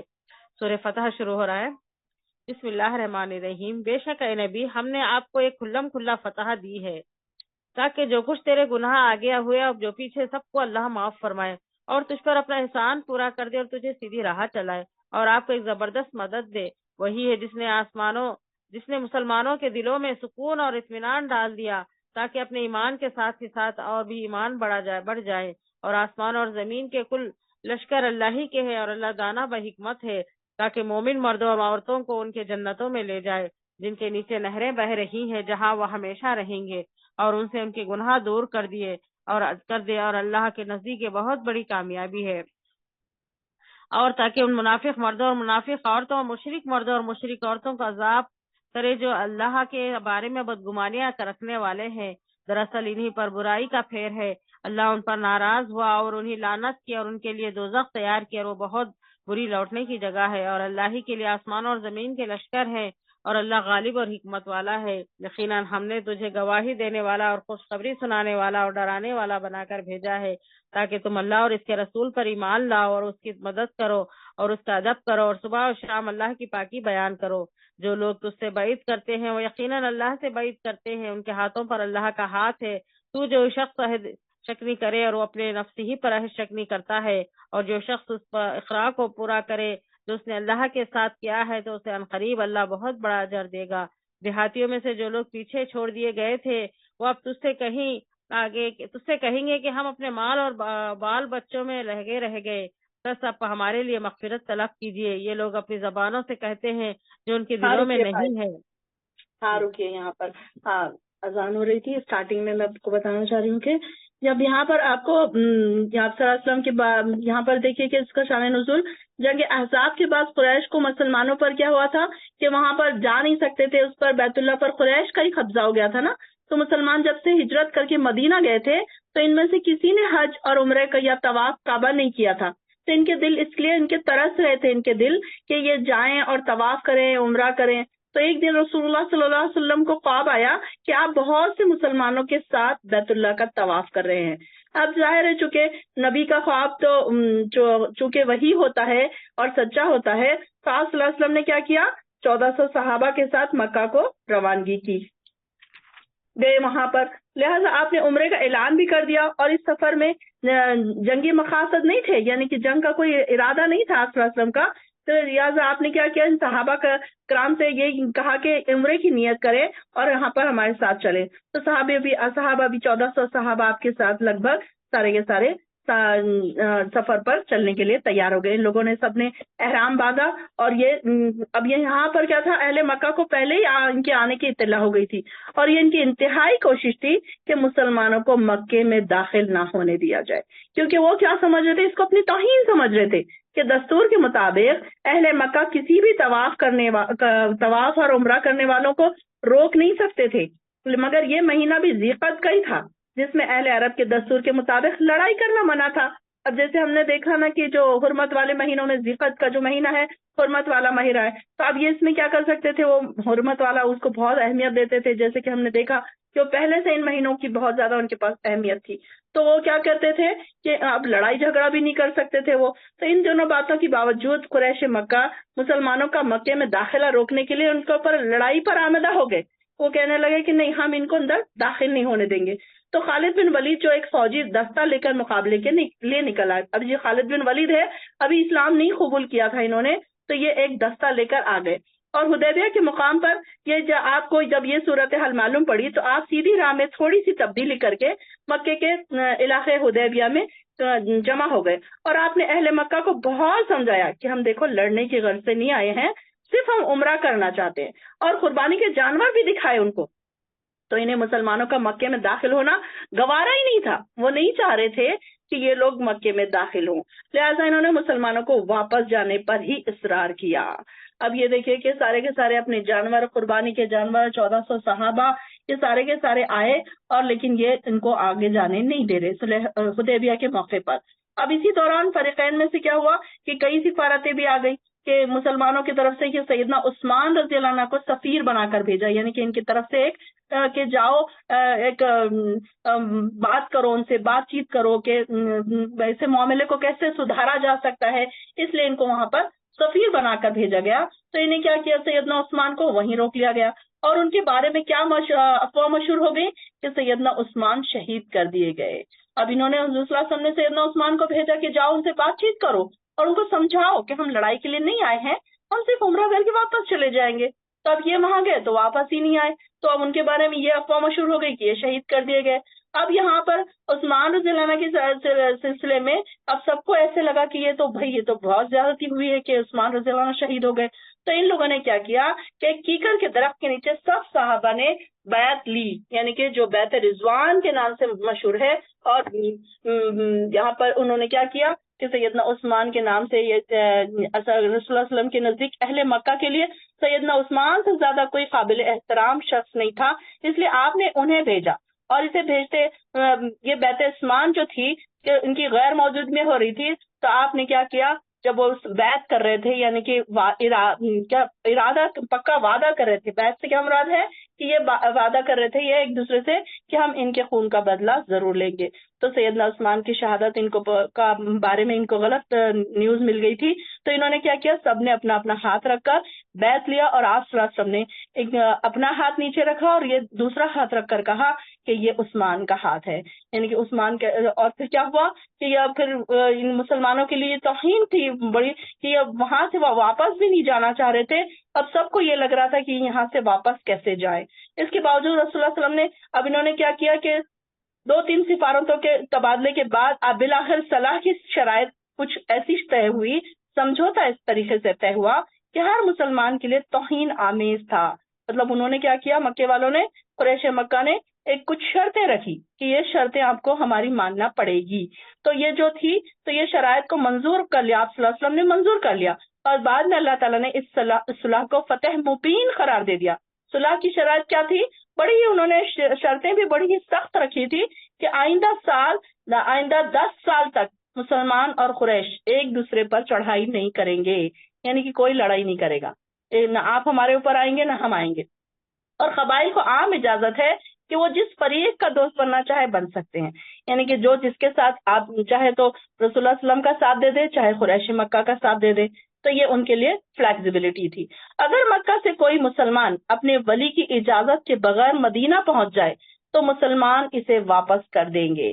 اب یہ بڑی سخت شرط انہوں نے رکھی تھی، اور اگر کوئی مسلمان مکہ واپس آ جائے تو واپس نہیں کیا جائے گا، یعنی کہ اگر یہاں سے کوئی مدینہ چلے گیا انسان تو مدینے والے واپس کر دینا، لیکن اگر مدینے سے کوئی مسلمان یہاں آیا تو ہم واپس نہیں کریں گے اس کو، یہ انہوں نے سی شرط رکھی۔ اور مسلمان اس دفعہ بغیر عمرہ کیے واپس چلے جائیں، آئندہ سال وہ تلوار نیام میں کیے ہوئے آئے، اور 3 دن تک کے لیے ان کے لیے شہر خالی کر دیا جائے گا، اور انہیں مکے میں رہنے اور عمرہ کرنے کی اجازت دی جائے گی۔ اب مسلمانوں کو یہ جب صورتحال سنائی گئی تو وہ بڑے حیران ہوئے اور ایک دوسرے سے پوچھتے تھے کہ ایسی توہین آمیز شرائط فتح مبین کیسے ہو سکتی ہے؟ یہ جو سب سے پہلے انا فتحنا لک فتحا مبینا کہا ہے نا کہ ہم نے آپ کو واضح فتح عطا کر دی، تو یہ جب آیت آئی تو لوگ حیرت میں پڑ گئے، مسلمان ایک دوسرے سے پوچھنے لگے کہ یہ تو توہین آمیز شرط ہے، اس میں مطلب مسلمانوں کے لیے ایک دم کوئی فلیکسیبلٹی نہیں تھی، ساری فلیکسیبلٹی ان کے لیے تھی۔ تو اس میں یہ بتایا، اب یہ سارے بحث میں پڑ گئے کہ یہاں پر کہ یہ کیا وجہ ہے کہ ایسی بات کو آپ صلی اللہ علیہ وسلم پھر مان بھی رہے ہیں، اور یہ سب وحی الہی اللہ تعالیٰ کے ارادے کے مطابق ہو رہا تھا، یعنی کہ اس میں ان کو نہیں پتا تھا کہ اس میں مسلمانوں کے کیا کیا فائدے ہیں۔ پھر جب سے آپ مدینہ گئے پھر آپ کے دشمنوں میں کئی گنا اضافہ ہو گیا، مسلسل 6 سال یہاں پر ہنگامی حالات رہے، پھر ان دشمنوں اب یہاں پہ کیا ہوا کہ جب آپ صلی اللہ علیہ وسلم نے ان کو کہا کہ اپنا احرام اتار دیں اور اپنے جانور ذبح کر لیں، تو ان کو بڑا ہی مشکل لگ رہا تھا کہ جانوروں کی قربانی کر دیں، تو یہ سارے کے سارے ناراض ہو رہے تھے کہ نہیں آپ صلی اللہ علیہ وسلم ان کی بات کیوں سن رہے ہیں، ان کی اس طریقے سے ہم اپنے جانور نہیں ذبح کریں گے اور اپنے سر نہیں منڈوائیں گے۔ تو انہوں نے کیا کیا، آپ صلی اللہ علیہ وسلم اپنی بیوی جو ہے اس سفر میں سیدہ ام سلمہ رضی اللہ عنہا آپ کے ساتھ تھیں، تو آپ ان کے پاس گئے اور یہ صورتحال بیان کی کہ سارے جو صحابی ہے تو یہ سارے میری بات نہیں مان رہے ہیں کہ یہ اپنے سر منڈوانے کے لیے تیار نہیں ہے اور اپنے جانور ذبح کرنے کے لیے تیار نہیں ہے. تو آپ نے ان کو اپنی بیوی دیکھی کہ یہاں سے انہوں نے، حالانکہ وہ اتنے بڑے نبی ہیں لیکن انہوں نے بھی اپنی بیوی سے مشورہ لیا. تو انہوں نے کیا مشورہ دیا کہ آپ اپنی قربانی ذبح کر دیں اور صحابہ بھی پھر اپنی اپنی قربانیاں خود ذبح کر دیں گے. آپ اپنے بال منڈوا لیجیے تو باقی کے سب لوگ آپ کی اتباع کر لیں گے. تو آپ صلی اللہ علیہ وسلم نے بالکل ویسے ہی کیا کہ آپ نے بال منڈوائے اور احرام کھول کر اپنے اپنے جانور ذبح کر دیا. تو پھر سارے لوگوں نے پھر کیا کیا کہ وہ انہوں نے بھی اپنے اپنے جانور ذبح کر دیے، دل چاہتے ہوئے یا نہ چاہتے ہوئے. پھر وہ کیا ہوا کہ اگلے سال پھر مسلمانوں نے عمرہ قضا ادا کیا. تو یہاں پر بھی آگے ہم دیکھیں گے کہ ان کی وجہ سے کیا کیا ان کو فائدے نصیب ہوئے. یہ جو انہوں نے شرطیں رکھی تھی اس شرطوں کے فائدے ان کو پھر بعد میں نظر آئے کہ یہ فائدے کتنے زیادہ تھے. پڑھیے فائزہ. یہ لوگ اپنی زبانوں سے وہ کہتے ہیں جو ان کے دلوں میں نہیں ہے. آپ جواب دے دیجئے کہ تمہارے لیے اللہ کی طرف سے کسی چیز کا بھی اختیار کون رکھتا ہے؟ اگر وہ تمہیں نقصان پہنچانا چاہے یا تمہیں کوئی نفع دینا چاہے تو بلکہ تم جو کچھ کر رہے ہو اس سے اللہ خوب باخبر ہے. نہیں بلکہ تم نے تو یہ گمان کر رکھا تھا کہ رسول اور مسلمانوں کا اپنے گھروں کی طرف لوٹانا قطعاً ناممکن ہے، اور یہی خیال تمہارے دلوں میں رچ بس گیا تھا اور تم نے برا گمان کر رکھا تھا. دراصل تم لوگ ہو بھی وہ ہلاکت والے. اور جو شخص اللہ پر اس کے رسول پر ایمان نہ لائے تو ہم نے بھی ایسے کافروں کے لیے دہکتی آگ تیار کر رکھی ہے. اور زمین و آسمان کی بادشاہت اللہ ہی کے لیے ہے، جسے چاہے بخشے اور جسے چاہے عذاب کرے. اور اللہ بڑا بخشنے والا اور مہربان ہے. جب تم غنیمتیں لینے جانے لگو گے تو جھٹ سے یہ پیچھے چھوڑے ہوئے لوگ کہنے لگیں گے کہ ہمیں بھی اپنے ساتھ چلنے کی اجازت دیجیے، اور چاہتے ہیں کہ اللہ کے کلام کو بدل دے. آپ کہہ دیجئے کہ اللہ پہلے ہی فرما چکا ہے کہ تم ہرگز ہمارے ساتھ نہیں چلو گے. وہ اس کا جواب دیں گے نہیں بلکہ تم ہم سے حسد کرتے ہو، لیکن اصل بات یہ ہے کہ وہ لوگ بہت ہی کم سمجھتے ہیں. آپ پیچھے چھوڑے ہوئے بدویوں سے کہہ دو کہ عنقریب تم ایک سخت جنگجو قوم کی طرف بلائے جاؤ گے، تم ان سے لڑو گے یا وہ مسلمان ہو جائیں گے. بس اگر تم اطاعت کرو گے تو تمہیں اللہ بہت بہتر بدلہ دے گا، اور اگر تم نے منہ پھیر لیا جیسا کہ اس سے پہلے تم منہ پھیر چکے ہو تو وہ تمہیں دردناک عذاب دے گا. اندھے پر کوئی حرج نہیں، نہ لنگڑے پر کوئی حرج ہے اور نہ بیمار پر کوئی حرج ہے. جو کہ اللہ اور اس کے رسول کی فرما برداری کرے اسے اللہ اسی جنتوں میں داخل کرے گا جس کے درختوں تلے نہریں جاری ہیں، اور جو منہ پھیر لے اسے دردناک عذاب کی سزا دے گا. یقیناً اللہ مومنوں سے خوش ہو گیا جبکہ وہ درخت تلے تجھ سے بعید کر رہے تھے. ان کے دلوں میں جو تھا اسے اس نے معلوم کر لیا اور ان پر اطمینان نازل فرمایا اور انہیں قریب کی فتح عنایت فرمائی اور بہت سی غنیمتیں جنہیں وہ حاصل کریں گے، اور اللہ غالب حکمت والا ہے. اللہ نے تم سے بہت ساری غنیمتوں کا وعدہ کیا ہے جنہیں تم حاصل کرو گے، بس یہ تو تمہیں جلد ہی عطا فرما دی اور لوگوں کے ہاتھ تم سے روک دیے تاکہ مومنوں کے لیے ایک نشانی ہو جائے اور تاکہ وہ تمہیں سیدھی راہ چلائے اور تمہیں غنیمتیں بھی دے جن پر اب تک تم نے قابو نہیں پایا. اللہ نے انہیں اپنے قابو میں رکھا ہے اور اللہ ہر چیز پر قادر ہے. اگر تم سے کافر جنگ کرتے تو یقیناً پیٹ دکھا کر بھاگتے، پھر نہ تو کوئی کارساز پاتے نہ مددگار. اللہ کے اس قاعدے کے مطابق جو پہلے سے چلا آ رہا ہے تو کبھی بھی اللہ کے قاعدے کو پتہ بدلتا ہوا نہ پائے گا. وہی ہے جس نے خاص مکے میں کافروں کے ہاتھوں کو تم سے اور تمہارے ہاتھوں کو ان سے روک لیا اس کے بعد کہ اس نے تمہیں ان پر غلبہ دے دیا، اور تم جو کچھ کر رہے ہو اللہ اسے دیکھ رہا ہے. یہی وہ لوگ ہیں جنہوں نے کفر کیا اور تم کو مسجد حرام سے روکا اور قربانی کے لیے موقوف جانور کو اس کی جگہ میں پہنچنے سے روکا. اور اگر ایسے مسلمان مرد اور مسلمان عورتیں نہ ہوتی جن کی تم کو خبر نہ تھی، یعنی ان کے بس جانے کا احتمال نہ ہوتا جس پر ان کی وجہ سے تم کو بھی بے خبری میں ضرور پہنچتا تو تمہیں لڑنے کی اجازت دی جاتی.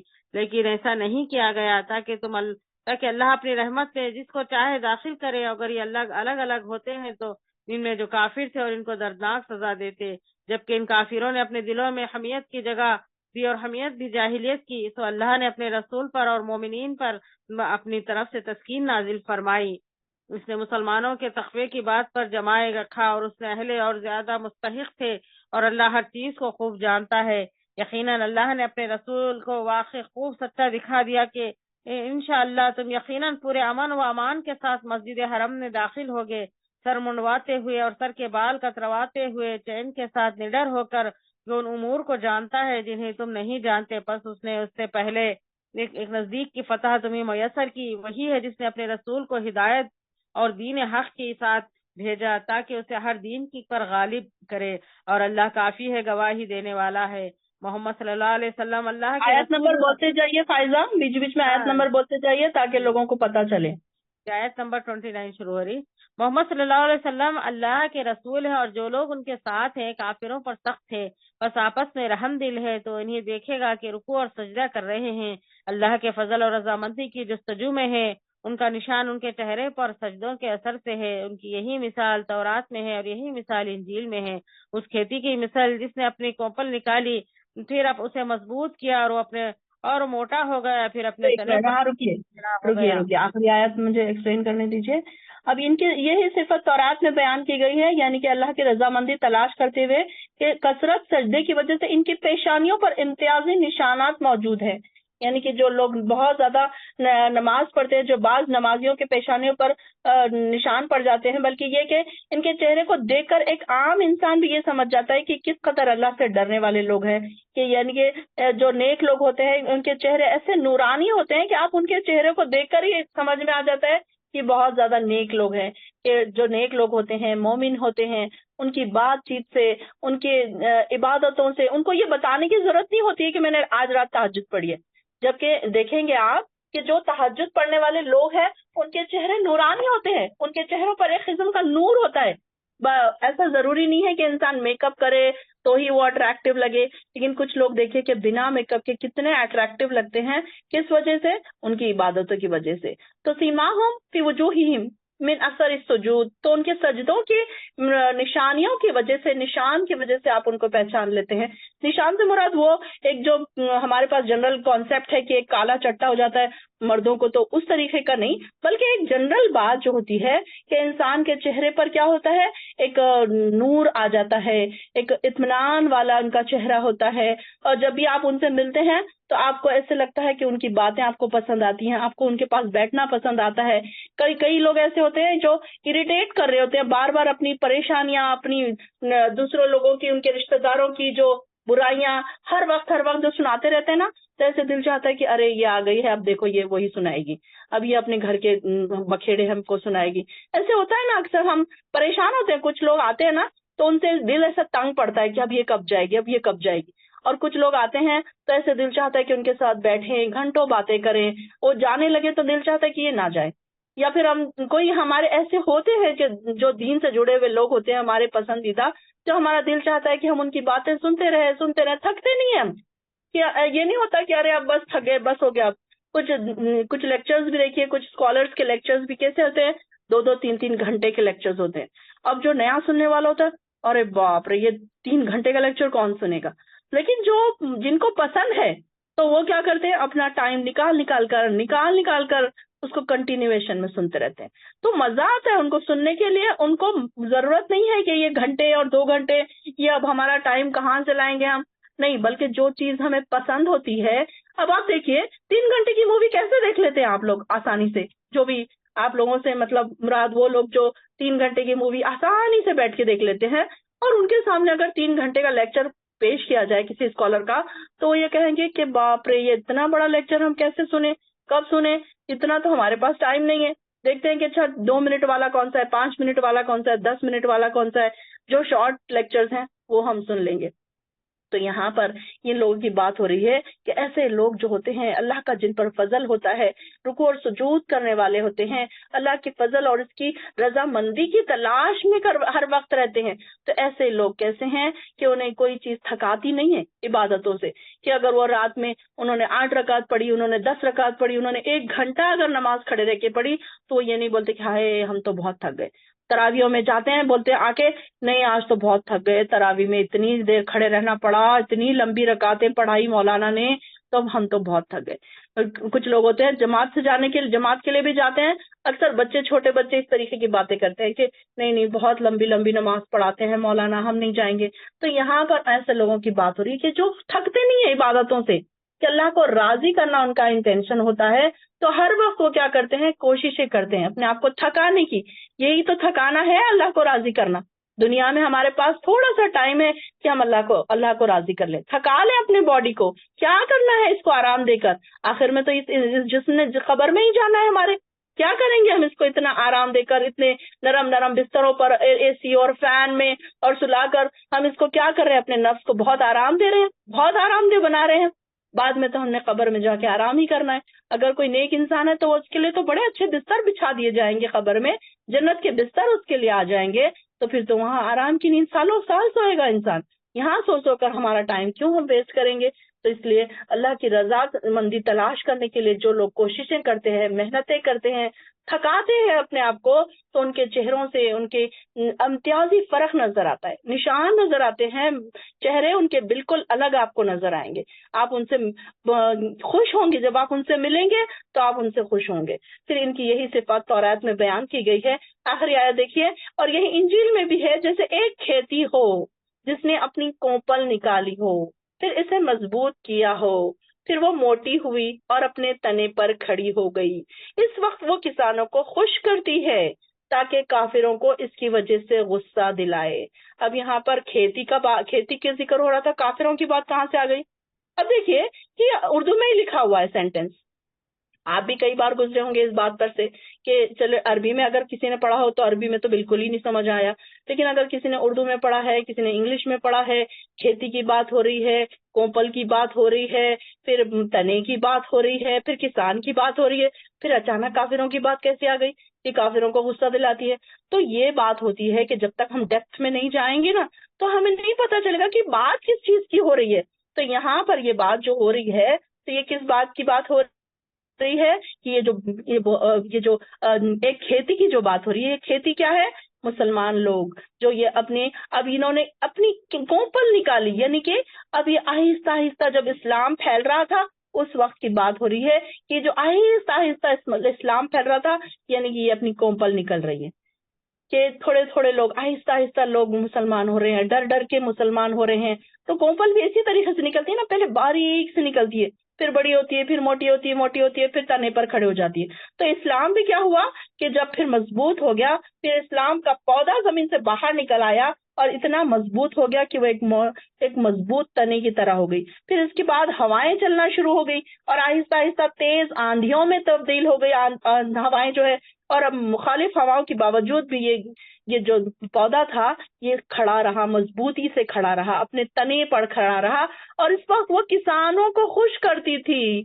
यानी कि जो मोमिन बंदे हैं, मुसलमान बंदे हैं, आप सल्लल्लाहु अलैहि वसल्लम और आपके साथी बहुत खुश हो रहे थे कि इस्लाम इस तरीके से फैल रहा है, फूल रहा है और चारों तरफ इस्लाम फैल रहा है।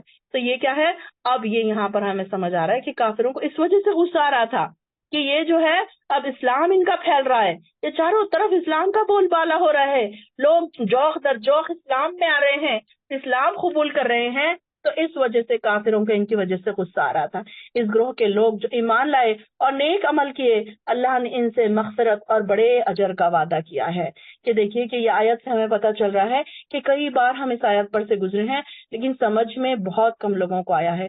हमेशा ऑब्जर्व किया करें कि हमें क्या चीज नहीं समझ रही है। जब आप अकेले बैठे, जब आप कुरान पढ़ते रहें, तर्जुमा पढ़ते रहें, जो भी आयत जहां पर भी आपको ऐसे लगे ना, इसे एक आयत को ले ले और उसको समझने की कोशिश जरूर रहे। ऐसे ही नहीं गुजर जाए, अच्छा नहीं समझ रहे चलो ठीक है छोड़ो इसको अगली आयत पढ़ते हैं, नहीं, यहाँ पर ही रुक जाइए और देखिए अलग अलग स्कॉलर्स के लेक्चर्स निकालिए उसमें से कि आखिर ये आयत में बताना क्या चाह रहा है अल्लाह ताला, हमें नहीं समझ आ रहा है। हमने कभी किया ऐसा? आप सब यहाँ पर बैठे हैं, 70 लोग बैठे हैं, 60 लोग बैठे हैं, मैं सबसे अब सवाल करती हूँ कि इस आयत पर से गुजरने के बाद किस किस ने इस आयत को समझने की कोशिश की, कि कितनी ऐसी बहनें थी जो कंफ्यूज हुई कि आखिर इसमें बताना क्या चाह रहा है अल्लाह ताला। ये जरूर बताइएगा मुझे बाद में आप। चलिए यहाँ पे सूरह हुजरात शुरू करिए। बिस्मिल्लाहिर्रहमानिर्रहीम। ऐ ईमान वालो, अल्लाह और इसके रसूल से आगे ना बढ़ो और अल्लाह से डरते रहा करो, यकीनन अल्लाह सुनने वाला और जानने वाला है। ऐ ईमान वालो, अपनी आवाजें नबी की आवाज से ऊपर ना करो और न उससे ऊंची आवाज से बात करो जैसे आपस में एक दूसरे से करते हो, कहीं ऐसा न हो कि तुम्हारे अमाल कारत जाए और तुम्हें खबर न भी ना हो। बेशक जो लोग रसूलुल्लाह के सामने अपनी आवाजें पस्त रखते हैं, यही वो लोग हैं जिनके दिलों को अल्लाह ने परहेजगारी के लिए जांच लिया है, उनके लिए मग़फ़िरत और बड़ा सवाब है। जो लोग आपको हुजरों के पीछे से पुकारते हैं, उनमें से अक्सर बिल्कुल बेअक्ल हैं। अगर ये लोग यहाँ तक सब्र करते कि आप खुद उनके पास आ जाते तो यही उनके लिए बेहतर होता, और अल्लाह गफूर रहीम है। ऐ मुसलमानों, अगर तुम्हें कोई फासिक खबर दे तो तुम रुकिए यहाँ पर اب یہاں پر دیکھیے کہ آپ صلی اللہ علیہ وسلم کے سامنے آواز پست رکھنے کا حکم دیا جا رہا ہے. یہ جو بدو لوگ تھے نا، جو گاؤں کے جو لوگ تھے، تو یہ کیا کرتے تھے، آتے تھے باہر سے، آپ صلی اللہ علیہ وسلم کے حجرے کے باہر سے محمد محمد زور زور سے پکارنے لگتے تھے. تو ان کو کہا جا رہا ہے کہ آپ صلی اللہ علیہ وسلم دن بھر تعلیم دیتے تھے لوگوں کو، عبادتیں کرتے تھے، اور جب وہ آرام کرنے جاتے تھے تو یہ لوگ آ کر کیا کرتے تھے، اس طریقے سے بدوی جو تھے تو آپ کو باہر سے بلاتے تھے اور گفتگو کرتے تھے.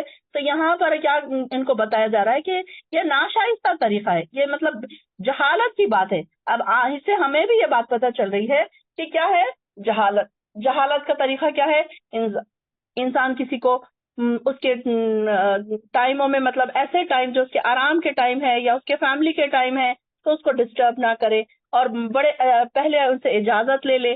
اب یہاں پر تو ہمارے لیے بہت آسان ہو گیا ہے اجازت لینا. آج کل ہمارے پاس سوشل میڈیا ہے، واٹس ایپ ہے، آپ فوراً کسی کو کال نہ کر دیں. ہو سکتا ہے کہ سامنے والا سو رہا ہوگا، آپ کی کال سے وہ اٹھ جائے گا. ہو سکتا ہے کہ کوئی کلاس میں بیٹھا ہے. اکثر یہ ہوتا ہے کہ ہم کلاس میں بیٹھے ہوتے ہیں اور کسی کا کال آ رہا ہوتا ہے کہ اب ہم ان کو یہ بھی نہیں بتا سکتے کہ ہماری کلاس چل رہی ہے.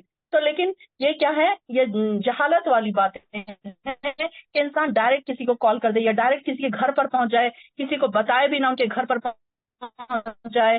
اکثر یہ کہتے ہیں نا کہ ہم چلو سرپرائز دینے کے لیے ہم کسی کے گھر پر پہنچ جاتے ہیں، تو یہ بھی غلط طریقہ ہے. تو یہاں پر اللہ تعالیٰ ہمیں یہ بھی طریقہ سکھا رہا ہے کہ تم نادانستہ طور پر کسی ایسے یہ لوگوں کے ساتھ مت ان کی طرح نہ ہو جاؤ کہ جو اس طریقے کے جہالت والے کام کرتے ہیں. یعنی کہ یہ ساری کیا ہے، جہالت والے کام ہے. کسی کے گھر جانا ہے تو ہم نے سورہ احزاب میں بھی پڑھا کہ سب سے پہلے ان سے اجازت لے لو، اور گھر پہ جاؤ تو دروازہ بھی نوک کرو، باہر سے پکارو. اگر تمہیں اجازت نہ دی جائے تو تم واپس چلے جاؤ. پڑھیے آگے. اے مسلمانوں، اگر تمہیں کوئی فاسق خبر دے تو تم اس کی اچھی طرح تحقیق کر لیا کرو. ایسا نہ ہو کہ نادانی میں کسی قوم کی ایذا پہنچا دو، پھر اپنے کیے پر پشیمانی اٹھاؤ.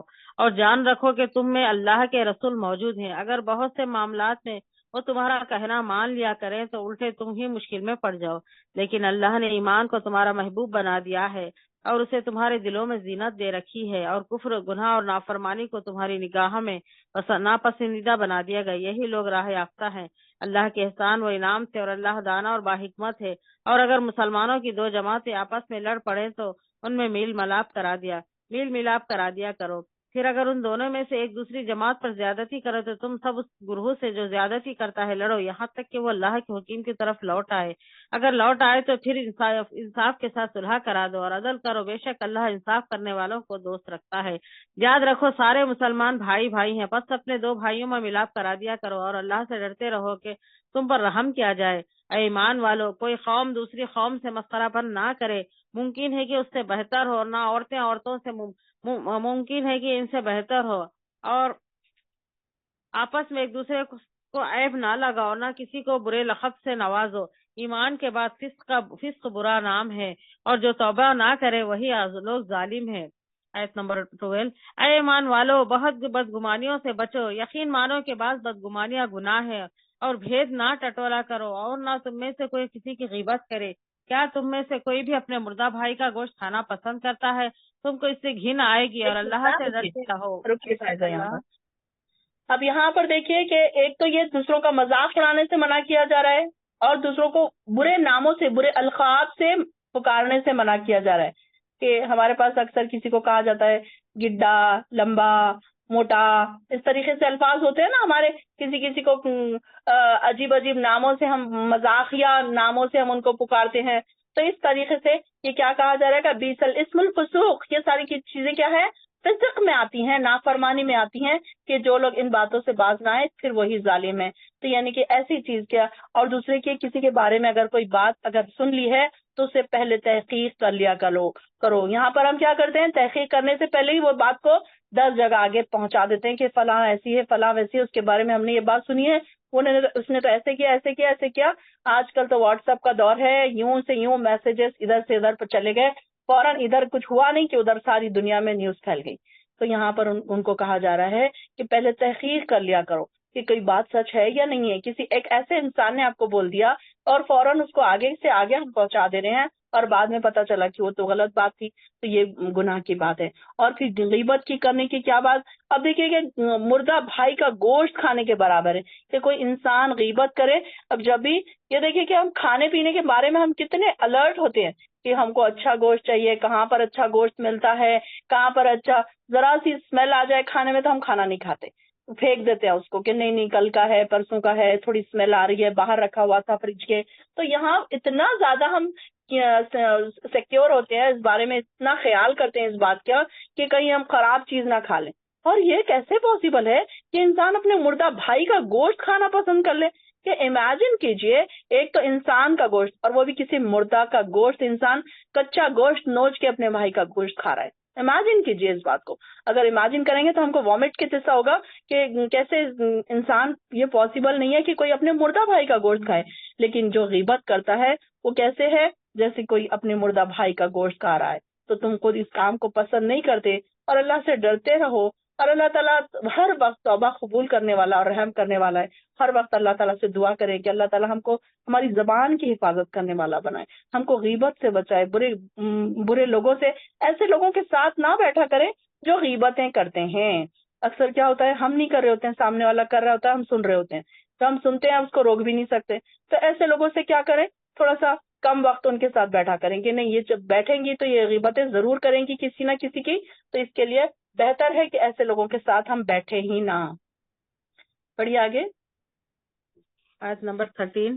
اے لوگو، ہم نے تم سب کو ایک مرد اور ایک عورت سے پیدا کیا ہے، اور پھر تم کو کنبوں اور قبیلوں میں تقسیم کر دیا کہ ایک دوسرے کو پہچان سکو۔ اللہ کے نزدیک تم سب میں سے باعزت وہ ہے جو سب سے زیادہ ڈرنے والا ہے۔ یقین مانو کہ اللہ دانا اور باخبر ہے۔ دیہاتی لوگ کہتے ہیں کہ ہم ایمان لائے، آپ کہہ دیجئے کہ حقیقت میں تم ایمان نہیں لائے، لیکن تم یوں کہو کہ ہم اسلام لائے، لیکن حالانکہ ابھی تک تمہارے دلوں میں ایمان داخل ہی نہیں ہوا۔ تم اگر اللہ کی اور اس کے رسول کی فرما برداری کرنے لگو گے تو اللہ تمہارے اعمال میں سے کچھ بھی کم نہ کرے گا، بے شک اللہ بخشنے والا اور مہربان ہے۔ مومن تو وہ ہیں جو اللہ پر، اس کے رسول پر پکا ایمان لائے، پھر شک و شبہ نہ کرے، اور اپنے مالوں اور جانوں سے اللہ کی راہ میں جہاد کرتے رہیں۔ اپنے دعوے ایمان میں یہی سچے اور راست گو ہیں۔ کہہ دیجیے کیا تم اللہ کو اپنی دینداری سے آگاہ کر رہے ہیں؟ اللہ ہر چیز سے جو آسمانوں میں اور زمین میں ہے بخوبی آگاہ ہے، اور اللہ ہر چیز کا جاننے والا ہے۔ اپنے مسلمان ہونے کا پر احسان جتاتے ہیں، آپ کہہ دیجیے اپنے مسلمان ہونے کا احسان مجھ پر نہ رکھو، بلکہ دراصل اللہ کا تم پر احسان ہے کہ اس نے تمہیں ایمان کی ہدایت کی، اگر تم راست گو ہو۔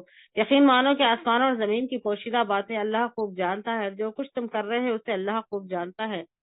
سورہ خوف شروع ہو رہا ہے۔ بسم اللہ الرحمن الرحیم۔ خوف بہت بڑی شان والے اس قرآن کی قسم، بلکہ انہیں تعجب ہوا کہ ان کے پاس انہی میں سے ایک آگاہ کرنے والا آیا تو کافروں نے کہا یہ ایک عجیب چیز ہے، کیا جب ہم مر کر مٹی ہو جائیں گے پھر یہ واپس دور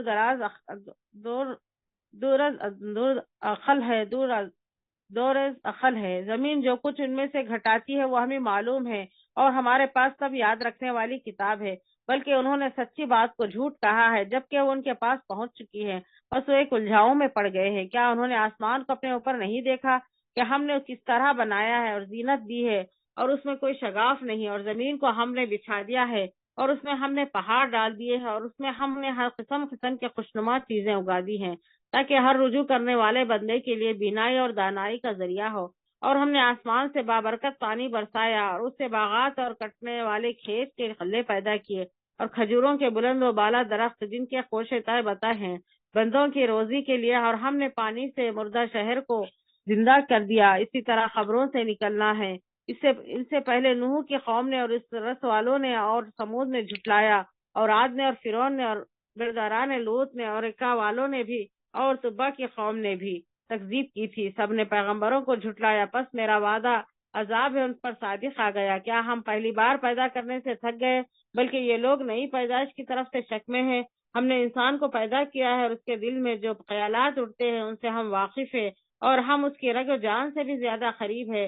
جس وقت وہ لینے والے جا لیتے ہیں، ایک دائیں طرف اور ایک بائیں طرف بیٹھا ہوا ہے، انسان منہ سے کوئی لفظ نکال نہیں پاتا مگر اس کے پاس نگہبان تیار ہے، اور موت کی بے ہوشی حق لے کر آگ پہنچی، یہی ہے جس سے تو بدکتا پھرتا ہے، اور سور پھونک دیا جائے گا، وعدہ عذاب کا دن یہی ہے، اور ہر شخص اس طرح آئے گا اس کے ساتھ ایک ہمراہ لانے والا ہوگا اور ایک گواہی دینے والا. یقیناً تو اس سے غفلت میں تھا لیکن ہم نے تیرے سامنے سے پردہ ہٹا دیا، پس آج تیری نگاہ بہت تیز ہے.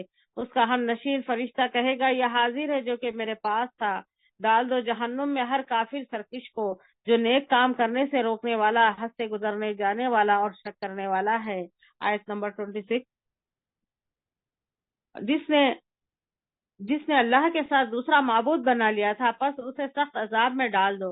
اس کا ہم نشین کہے گا شیطان، اے ہمارے رب، میں نے اسے گمراہ نہیں کیا تھا بلکہ یہ خود ہی دور دراز کی گمراہی میں تھا. حق تعالیٰ فرمائے گا پس میرے سامنے جھگڑے کی بات مت کرو، میں تو پہلے ہی تمہاری طرف وعید بھیج چکا تھا. میرے ہاں بات بدلتی نہیں ہے اور نہ میں بندوں پر ذرا بھی ظلم کرنے والا ہوں. جس دن ہم دوزخ سے پوچھیں گے کیا تو بھر چکی ہے، وہ جواب دے گی کیا اور بھی زیادہ اور بھی باقی ہے، اور جنت پرہیزگاروں کے لیے بالکل قریب کر دی جائے گی، ذرا بھی دور نہ ہوگی. یہ ہے جس کا تم سے وعدہ کیا جاتا ہے، اور اس شخص کے لیے جو رجوع کرنے والا، پابندی کرنے والا ہو، جو رحمان کا غائبانہ خوف رکھتا ہو اور جو توجہ والا دل لایا ہو. تم اس جنت میں سلامتی کے ساتھ داخل ہو جاؤ، یہ ہمیشہ رہنے کا دن ہے. یہ اس میں جو چاہیں گے ان کے لیے ہوگا، بلکہ ہمارے پاس اور بھی زیادہ ہیں، اور ان سے پہلے بھی ہم بہت سی امتوں کو ہلاک کر چکے ہیں جو ان سے طاقت میں بہت زیادہ تھی. وہ شہروں میں ڈھونڈتے ہی رہ گئے، کوئی بھاگنے کا ٹھکانہ ہے. اس میں ہر صاحب دل کے لیے عبرت ہے، اور اس کے لیے جو دل سے متوجہ ہو کر کان لگائے اور وہ حاضر ہو. یقیناً ہم نے آسمانوں اور زمین میں جو کچھ ان کے درمیان ہے سب کو صرف 6 دن میں پیدا کر دیا، اور ہمیں سکان نے چھوا تک نہیں. بس یہ جو کچھ کہتے ہیں آپ اس پر صبر کریں اور اپنے رب کی تسبیح کے ساتھ بیان کریں، سورج نکلنے سے پہلے بھی اور سورج غروب ہونے سے پہلے بھی، اور رات کے کسی وقت بھی تسبیح کریں اور نماز کے بعد بھی. اور سن رکھے کہ جس دن ایک پکارنے والا قریب ہی کی جگہ سے پکارے گا، جس روز اس کا دو تیز چیخ کو یقین کے ساتھ سن لیں گے. یہ دن لوگوں کی خبروں سے نکل پڑنے کا ہے، ہم ہی زندہ کرتے ہیں اور ہم ہی مارتے ہیں اور ہماری ہی طرف لوٹ کر آنا ہے. جس دن زمین پھٹ جائے گی اور دوڑتے ہوئے نکل پڑیں گے، یہ جمع کر لینا ہم پر بہت ہی آسان ہے. یہ جو کچھ کہہ رہے ہیں ہم بخوبی جانتے ہیں اور آپ ان پر جبر کرنے والے نہیں. تو آپ قرآن کے ساتھ انہیں سمجھاتے رہیں جو میری وعید سے ڈرتے ہیں. سورہ زاریات شروع ہو رہا ہے. بسم اللہ الرحمن الرحیم. قسم ہے بکھیرنے والوں کی اڑ اڑ کر، پھر اٹھانے والے بوجھ کی، پھر چلنے والی نرمی سے، پھر کام کو تقسیم کرنے والیا. یقین مانو کہ تم سے جو وعدہ کیے جاتے ہیں سب سچے ہیں، اور بے شک انصاف ہونے والا ہے. قسم ہے راہ والے آسمان کی، یقیناً تم اختلاف والے بات میں پڑے ہوئے ہو. اس سے وہی باز رکھا جاتا ہے جو پھیر دیا گیا ہے. بے سند باتیں کرنے والے غارت کر دیے جائیں گے. جو غفلت میں ہیں اور کھلے ہوئے ہیں پوچھتے ہیں یوم جزا کب ہوگا. ہاں یہ وہ دن ہے، یہ آگ پر الٹے سیدھے پڑیں گے. اپنی فتنہ پردازی کا مزہ چکھو، یہی ہے جس کی تم جلدی مچا رہے تھے. بے شک تقوی والے لوگ بہشتوں میں اور چشموں میں ہوں گے. ان کے رب نے جو کچھ انہیں عطا فرمایا ہے اسے لے رہے ہوں گے. وہ تو اس سے پہلے ہی نیک کار تھے. وہ رات کو بہت کم سویا کرتے تھے اور وقت سحر استغفار کیا کرتے تھے، اور ان کے مال میں مانگنے والوں کا اور سوال سے بچنے والوں کا حق تھا. اور یقین والوں کے لیے تو زمین میں بہت سی نشانیاں ہیں، اور خوب تمہاری ذات میں بھی. تو کیا تم دیکھتے نہیں ہو؟ اور تمہاری روزی اور جو تم سے وعدہ کیا جاتا ہے سب آسمان میں ہے. آسمان اور زمین کا پروردگار کی قسم یہ بالکل برحق ہے، ایسا ہی جیسے کہ تم باتیں کرتے ہو. کیا تجھے ابراہیم کے معزز مہمانوں کی خبر بھی پہنچ چکی ہے؟ وہ جب ان کے پاس آئے تو سلام کیا، اور ابراہیم نے جواب سلام سے دیا اور کہا یہ تو اجنبی لوگ ہیں. پھر چپ چاپ جلدی اپنے گھر والوں کی طرف گئے اور گناہ ہوا فربا بچڑا لائے اور ان سے ان کے پاس رکھا اور کہا کہ اب کھاتے نہیں. پھر تو دل ہی دل میں ان سے خوف زدہ ہو گئے. انہوں نے کہا خوف نہ کیجیے، اور انہوں نے اس کو ایک علم والے لڑکے کی بشارت دی. بس ان کی بیوی آگے بڑھی اور حیرت میں آ کر اپنے منہ پر ہاتھ مار کر کہا کہ میں تو بڑھیا ہوں اور ساتھ ہی بانج. انہوں نے کہا ہاں تیرے پروردگار نے اسی طرح فرمایا ہے، بے شک وہ حکیم و علیم ہے. ابراہیم نے کہا اللہ کے بھیجے ہوئے فرشتوں تمہارا کیا مقصد ہے؟ بس ہو گیا فائزہ، ہو گیا بس. یہاں پر 27 پارہ سٹارٹ ہو رہا ہے، اسٹاپ کر دیجیے یہاں پر. وآخر الدعوانا الحمد للہ رب العالمین. اللہ تعالی ہم سب کا بیٹھنا قبول فرمائے، آپ سب کی دعائیں قبول فرمائے. اللہ تعالی ہم کا جو ہم سے گناہ ہو رہے ہیں اس میں معاف فرمائے. اللہ تعالیٰ کوئی پہنچانے میں، کوئی پڑھنے میں، اللہ تعالیٰ اگر ہم سے کوئی بھول چوک ہو رہی ہے تو اللہ تعالیٰ سے معاف فرمائے. وآخر الدعوانا الحمد للہ رب العالمین.